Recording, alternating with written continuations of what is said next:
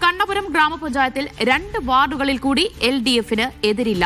1-ാം വാർഡിലെ UDF സ്ഥാനാർത്ഥിയുടെയും 8-ാം വാർഡിലെ BJP സ്ഥാനാർത്ഥിയുടെയും പത്രിക തള്ളി. ഇതോടെ കണ്ണപുരത്ത് 6 വാർഡുകളിൽ LDF-ന് എതിരില്ല.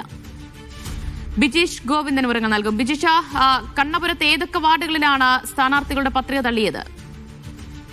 കണ്ണപുരത്ത് ഇന്ന് സൂക്ഷ്മ പരിശോധനയുടെ പുനഃപരിശോധനയിലാണ് ഇപ്പോൾ 1-ാം വാർഡിലെ UDF സ്ഥാനാർത്ഥിയുടെയും അതുപോലെ തന്നെ 8-ാം വാർഡിലെ BJP സ്ഥാനാർത്ഥിയുടെയും പത്രികകൾ തള്ളിയിരിക്കുന്നത്.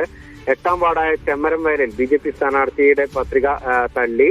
നിർദ്ദേശിക്കുന്നവരുടെ പേരും ഒപ്പും വ്യാജമാണെന്ന് കണ്ടെത്തിയതിനെ തുടർന്നാണ് ഇവിടെയുള്ള LDF സ്ഥാനാർത്ഥി T മോഹനെ എതിരാളിയില്ലാത്തൊരു സാഹചര്യത്തിലേക്ക് കാര്യങ്ങൾ വന്നിരിക്കുന്നത്. 1-ാം വാർഡായ അമ്പലപ്പുറം എന്നാണ് 1-ാം വാർഡിന്റെ പേര്. അവിടെയുള്ള UDF സ്ഥാനാർത്ഥിയുടെ പത്രികയിലും നിർദ്ദേശിക്കുന്നവരുടെ പേരും ഒപ്പും വ്യാജമാണെന്നാണ് LDF-ന്റെ ആരോപണം ഉണ്ടായിരുന്നത്. ആ ആരോപണവും സാധൂകരിച്ചുകൊണ്ടാണ് ഇന്നിപ്പോൾ 1-ാം വാർഡിലെ പത്രിക കൂടി തള്ളിയിരിക്കുന്നത്. ദിവ്യ, ശരി. ഇതോടുകൂടി കണ്ണപുരത്ത് 6 വാർഡുകളിലാണ് LDF-ന് എതിരില്ലാതെ സ്ഥാനാർത്ഥികൾ തെരഞ്ഞെടുക്കപ്പെടുന്നത്. വിവരങ്ങളാണ് ബിജീഷ് ഗോവിന്ദൻ നൽകിയത്.